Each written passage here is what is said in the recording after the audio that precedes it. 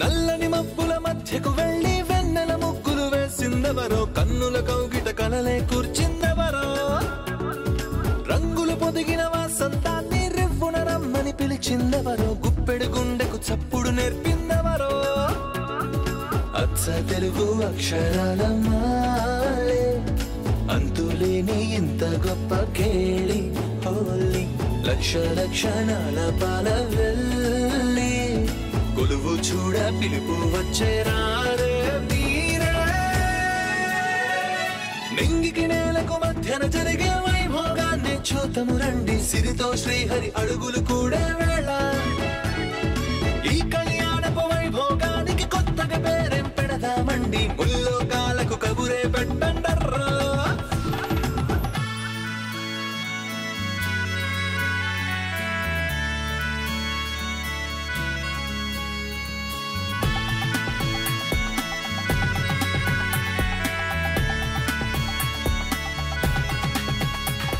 గొంతు తగ్గించు చంద్రిక.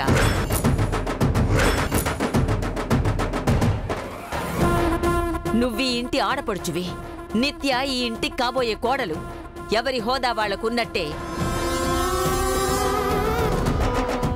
ఎవరి పనిని వాళ్ళని చేసుకొనివ్వడం మంచిది. ఇంకేం మాట్లాడకు.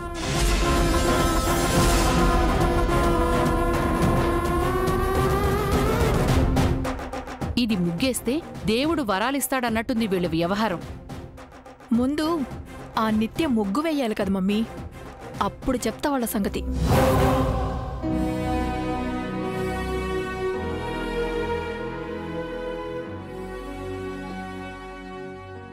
సీత, వనవిహారానికి వెళ్దామా?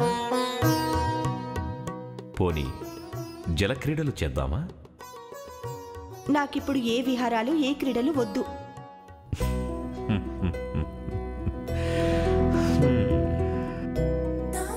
అలకలు నువ్వు ఎంత అందంగా ఉన్నావో తెలుసా? నీ పొగడ్తలకు నేనేం మురిసిపోను. కాళ్ళు గడ్డం పట్టుకుని బతిమాలి నీ అలక తీర్చడానికి ఇదేం కృష్ణావతారం కాదు సీత. తమరు అవతార పురుషులని నాకు ఎరుకని, కానీ నేను మాతృమూర్తిని. సాటి ఆడపిల్ల కోరిక తీర్చలేకపోతే నేను మీ అర్ధాంగినయ్యుండి ఏమి ప్రయోజనం? ఆనాడు వనవాసంలో పడ్డ కష్టాలను మరచిపోవాలని, ఆటవిడుపుగా ఉంటుందని ఈ వనాలకొచ్చాం. మళ్ళీ ఎవరి కష్టాలో మనకెందుకు సీత? మన కష్టాలు మారుతికెందుకు అనుకుంటే తను మనకు సాయం చేసేవాడా, నేను మీకు దక్కేదాన్నా? అది వేరు. త్రేతాయుగంలో ఆంజనేయుడు సాయం తీసుకున్న మీరు ద్వాపర యుగంలో కృష్ణుడిగా అర్జునుడికి సాయం చేయలేదా? ఇది వేరు. యుగాలు మారినా ధర్మం ఒక్కటే స్వామి. దేవుడంటే సాయమని అన్ని అవతారాల్లో నొక్కి చెప్పిన మీరు ఆ నిరుపేద ఆడపిల్ల మొక్కు తీర్చడానికి ఎందుకు సాయపడరు? తన జీవితంలో ఎన్నో మెలికలున్నాయి దేవి, అవి నీకు తెలియదు. మీకు అన్నీ తెలుసు కదా, ఆ మెలికలను పక్కన పెట్టి తన మొక్కు తీర్చలేరా? అవి విధిలిఖితం సీత. కర్మానుసారంగా నడుచుకోవాలి తప్ప వాటిలో మనం జోక్యం చేసుకోకూడదు. అవన్నీ నాకు తెలీదు. ఆ ఆడపిల్ల మొక్కు తీరుస్తారా లేదా?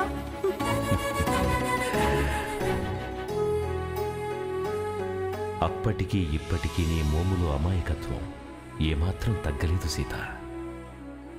ఆనాడు కూడా ఇంతే. సృష్టిలో బంగారు లేడి ఉండదని నేనెంత చెప్పినా వినకుండా అదే కావాలని చెప్పి అష్ట కష్టాలు పడ్డావు. మర్చిపోయావా? నేను మర్చిపోయినా తమరు గుర్తు పెట్టుకొని అప్పుడప్పుడు ఇలా ఎద్దేవా చేస్తుంటారు కదా. కాదు దేవి, మనసు వెళ్ళిన చోటకల్లా మనిషి వెళ్ళకూడదు అంటారు. కొన్నింటిని చూసి చూడనట్టుండాలి. నేనలా ఉండలేను. భక్తుల విధిలిఖితం ఎలా ఉన్నా వారి కోరికలను తీర్చడం భగవంతుడి విధి. అయితే మంగ మొక్కు తీర్చక తప్పదంటావు. అది మీ బాధ్యత అంటున్నాను. అలాగే దేవి, నీ మాటను నేనెందుకు కాదనాలి? నీ ఇష్టానుసారమే జరగని. నువ్వేం చెయ్యదలిచావో అదే చెయ్యి.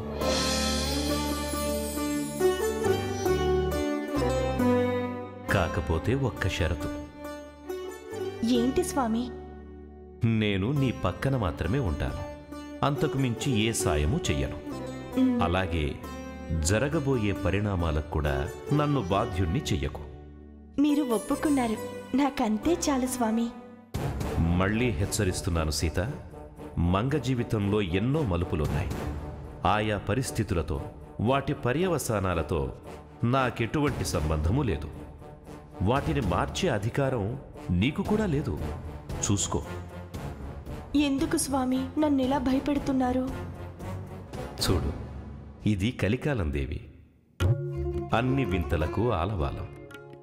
ధర్మం 4వ పాదంలో నడిచే ఈ యుగాన నువ్వు కనీ విని ఎరుగని సంఘటనలు చోటు చేసుకోబోతున్నాయి.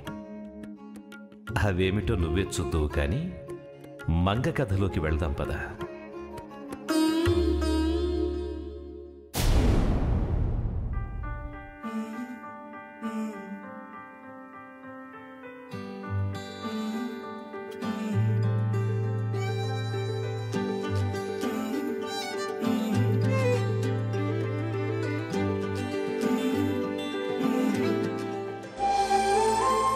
పిన్ని,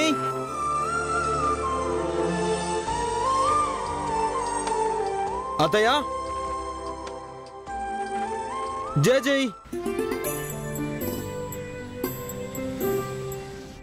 ఎవరు లేరంటే ఎక్కడికి వెళ్ళారు?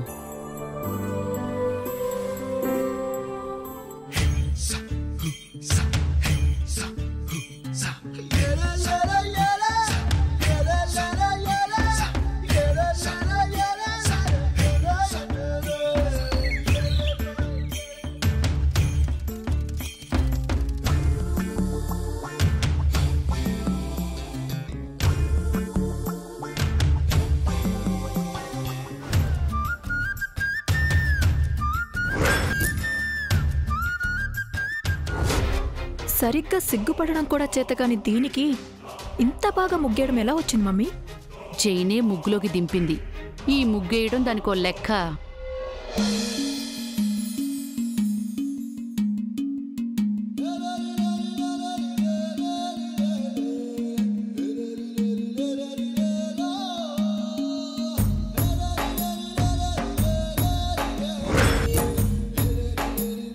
వావ్, చూడు నిత్య ఎలా ముగ్గేస్తుందో. అదే నాకు సర్ప్రైజింగ్గా ఉంది డాడ్. ఇవన్నీ నువ్వెప్పుడు నేర్చుకున్నావు నిత్య? ఇంటర్నెట్లో చూసి ప్రాక్టీస్ చేసావా? చేపపిల్లకు ఈత, ఆడపిల్లకి వంటలు ముగ్గులు ఒకరు నేర్పాలా బాబు?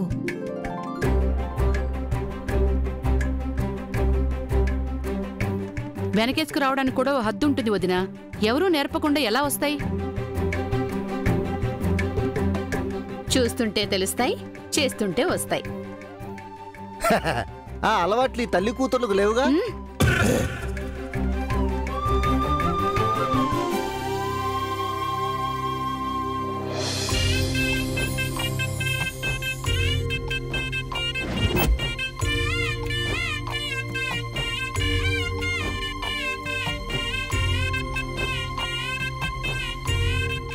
ఏంటమ్మా ఇది? కార్తీక దేవుళ్లకు స్వాగతం బామ్మగారు.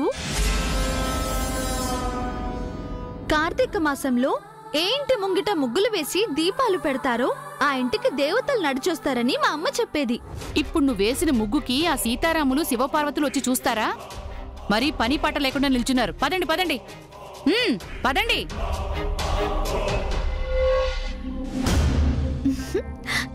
ఎంత బాగుందో.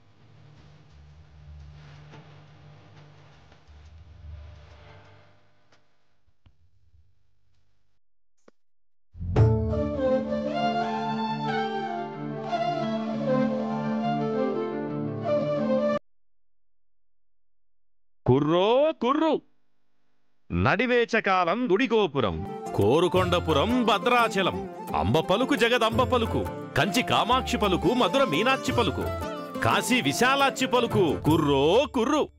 ఎవరు మీరు? కుర్రో కుర్రు కొండదేవరలం. తను నా ఇల్లాలు, మాది అయోధ్య.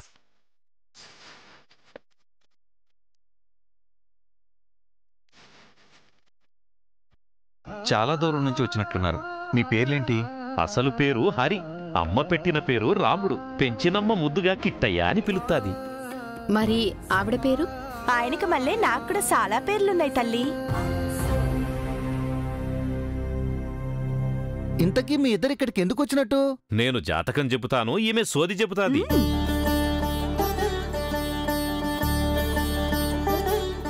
ఓహో, సెల్ఫ్ ఎంప్లాయ్మెంట్ అన్నమాట.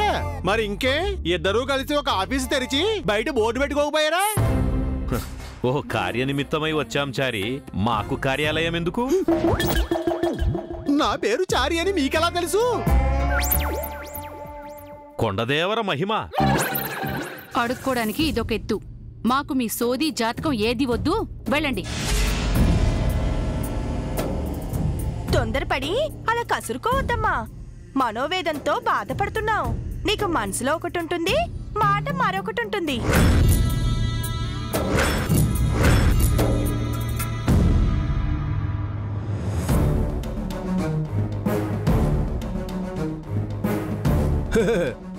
భలే చెప్పావమ్మా.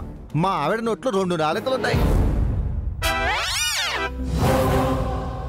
మీ నోట్లో అసలు నాలుకే లేదు. మీ నోట ఏ మాట ఆగదు.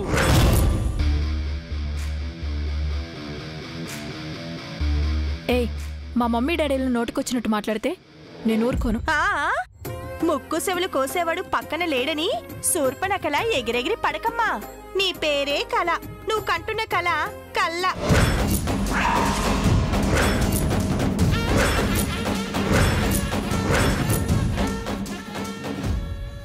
చారీ సార్, వాళ్ళకి ఎంతో కొంత ఇచ్చి పంపించు. Okay sir. ఆగవయ్యా సూర్యదేవర వంశోద్ధారకుడా.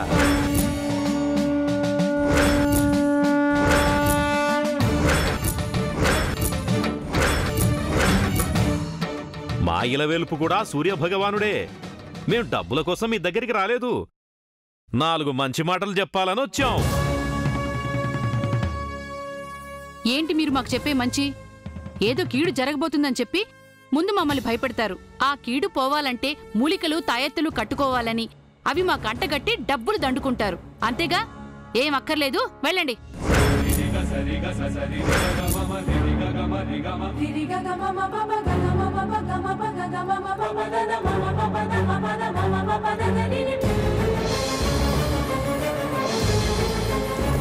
మంచి మీకు అక్కర్లేకపోవచ్చమ్మా, మాకు కావాలి.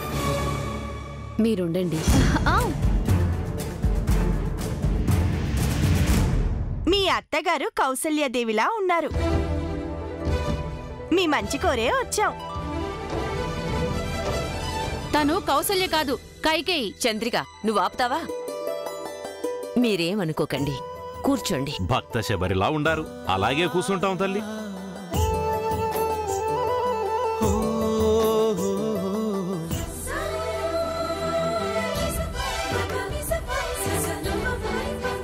చెప్పండి, మాకేం మంచి చెప్పడానికి వచ్చారు? బావుందమ్మమ్మా. ఇంట్లో వాళ్ళకి విలువివ్వకుండా దారిని పోయే వాళ్లను ఇంట్లో కూర్చోబెట్టారు. వీళ్ళేమన్నా దేవుళ్ళా?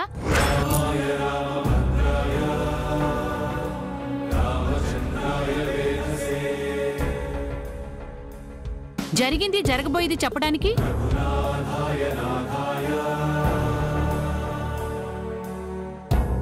నన్ను సుత్తావేం సోదమ్మా? తను అడుగుతాంది కదా, జరిగింది జరగబోయేది చెప్పు.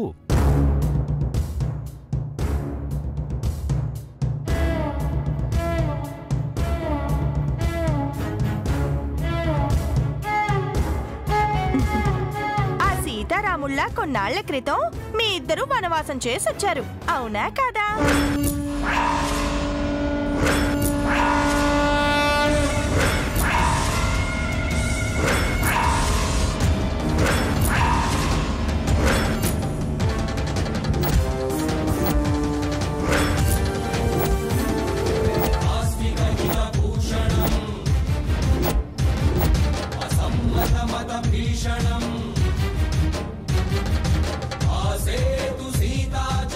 అవునమ్మా, పాపం వీళ్ళిద్దరు అడవిలో అష్ట కష్టాలు పడొచ్చారు.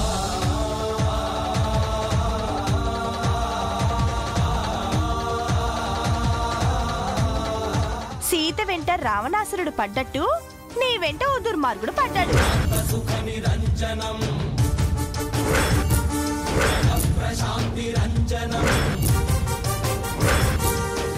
అతని నుంచి ఇతను నిన్ను కాపాడాడు. అతని వల్ల గాయపడ్డ ఇతన్ని నువ్వు కాపాడావు.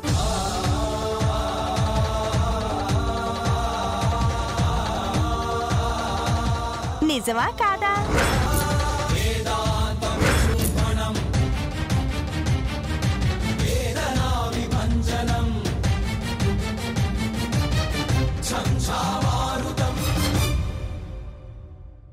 అదేంటి బావా, అడవిలో నీకు కొమ్మగుచ్చుకొని గాయమైందని కదా చెప్పావు? కుర్రో కుర్రు, మీరు భయపడతారనే అలా చెప్పారు.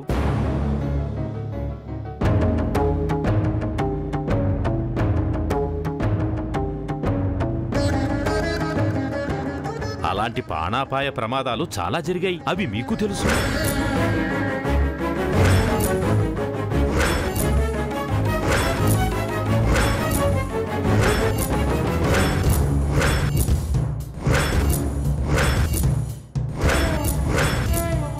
ముందు ముందు అలాంటి ప్రమాదాలు కనపడే సూచనలు కనపడుతున్నాయి, అవి మాకు తెలుసు.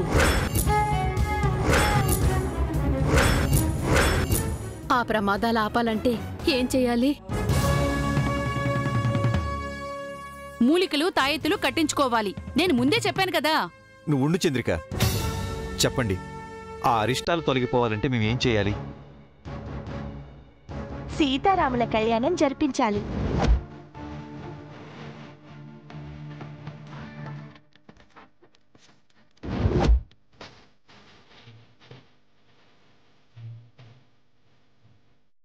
సీతారాముల కళ్యాణం జరిపిస్తే మా కష్టాలన్నీ తొలగిపోతాయా? కష్టాల విలువ ఆ సీతారాముల కంటే ఎవరికెక్కువ తెలుసు? వారి కళ్యాణం అంటే అది లోక కళ్యాణమే.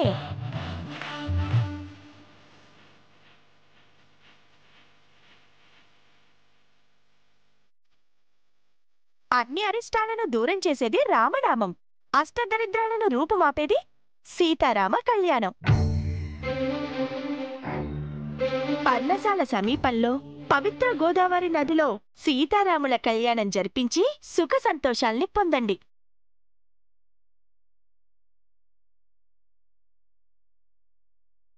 కుర్రో కుర్రు, ఇదే మేం చెప్పాలనుకున్న మంచి విషయం.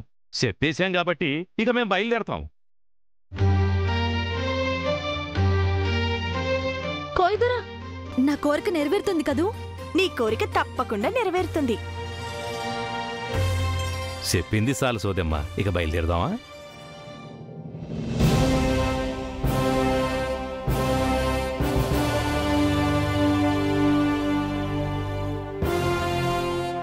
ఇదిగో కోయదరా సోదమ్మా, కాస్త ఆగండి. ఏంటమ్మా? సీతారాముల కళ్యాణం జరిపిస్తే మా అరిష్టాలన్నీ తొలగిపోతాయా?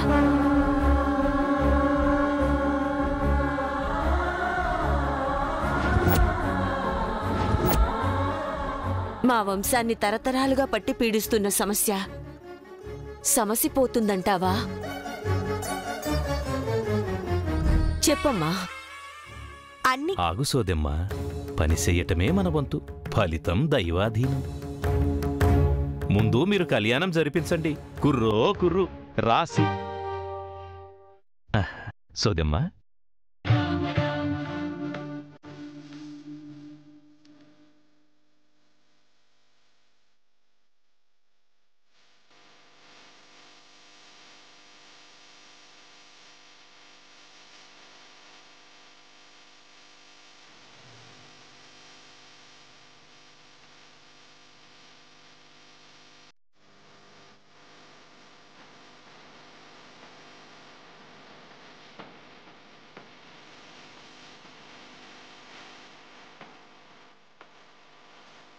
సీతారాముల కళ్యాణం చేయిస్తానని మొక్కుకున్నాను.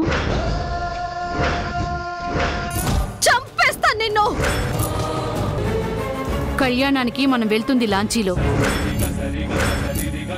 చుట్టూ నీరుంటుంది. అక్కడ లోతు కూడా చాలా ఎక్కువగా ఉంటుంది.